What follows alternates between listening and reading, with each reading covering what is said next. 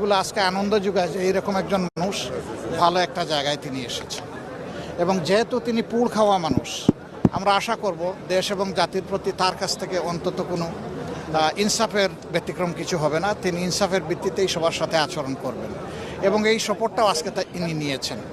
এইটাই আমার কাছে আজকের মুহূর্তে মনে হচ্ছে যে কঠিন সময়ের একজন রাজনৈতিক সহকর্মী তিনি আজকে প্রেসিডেন্টের আসনে মূল্যায়িত হয়েছেন। এটা আমার জন্য আনন্দের বিষয়। তাদের সবাইকে আমরা আশা করব যে তারাও তাদের দায়িত্ব নিজ নিজ জায়গা থেকে নিষ্ঠা এবং দক্ষতার সাথে তারা পালন করবেন। আমাদের অনেক সমস্যা আছে, আমরা সঙ্গত কারণে এই দেশটাকে যেহেতু সবাই মিলে ভালোবাসি, গড়তে হবে সবাই মিলেই। বিরোধী দল হিসাবে আমরা বলে আসছি আগাগোড়া যে আমরা অতীতের বিরোধী দলের যে কালচার তৈরি হয়েছিল ওই কোনো কালচার আমরা ফলো করব না।